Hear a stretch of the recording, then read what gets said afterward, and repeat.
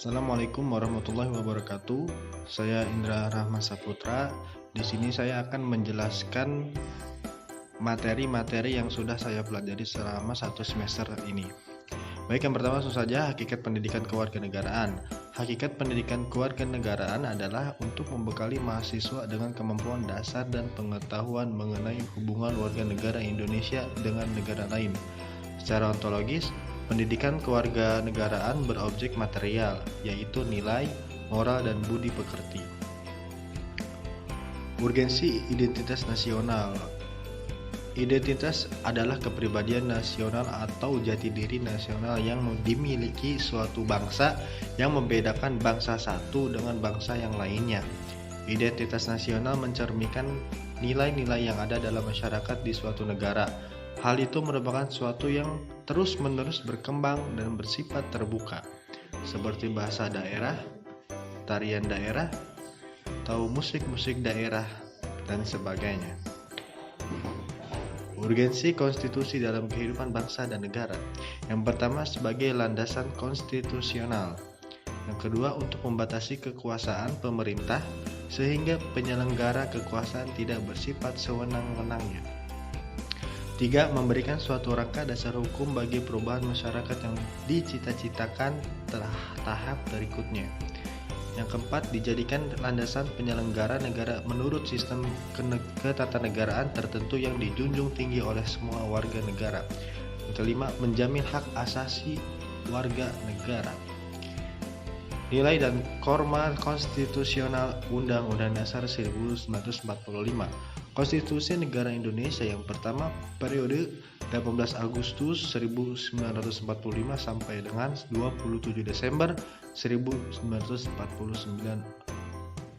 Undang-Undang Dasar 1945. Yang kedua periode 27 Desember 1949 sampai dengan 17 Agustus 1950. Undang-Undang Dasar RI. Yang ketiga periode 17 Agustus 1950 sampai dengan 5 Juli 1959. Undang-Undang Dasar 1950. Yang keempat periode 5 Juli 1959 sampai dengan sekarang, yaitu Undang-Undang Dasar 1945. Sudah 4 kali diamandemen, yaitu pada tahun 1999, tahun 2000, tahun 2001, dan tahun 2002.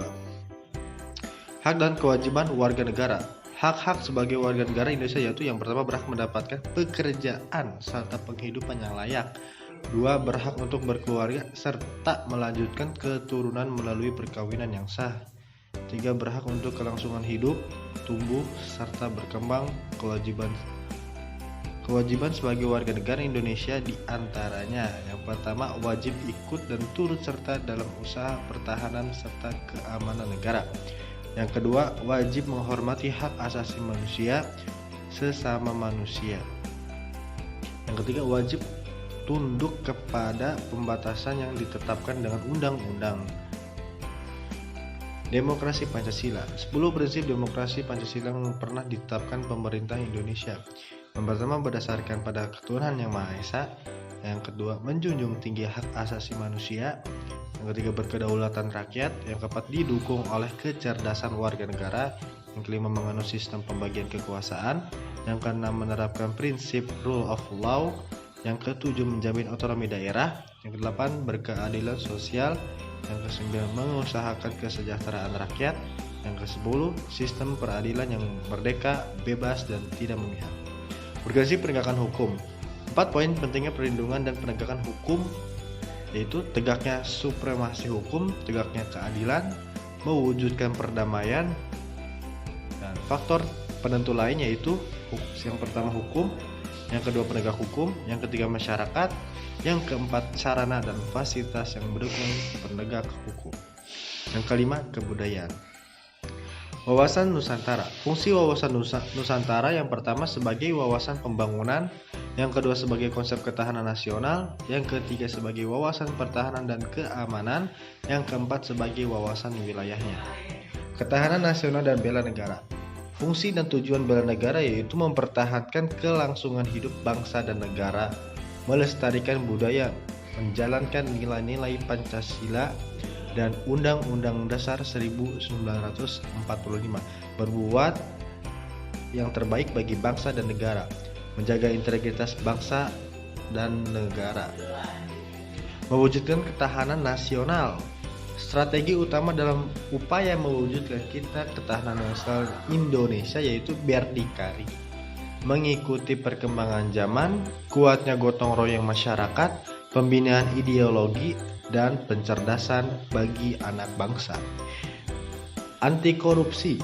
Dampak terjadinya korupsi itu banyak sekali. Yang pertama, penurunan produktivitas, menurunnya pendapat negara dari pajak, meningkatnya utang negara, menurunnya pertumbuhan ekonomi dan investasi, rendahnya kualitas barang dan jasa, dan lain sebagainya.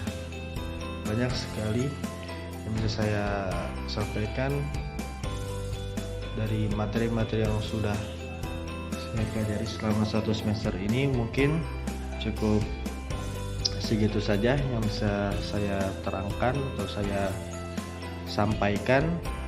Kurang lebihnya mohon maaf. Assalamualaikum warahmatullahi wabarakatuh.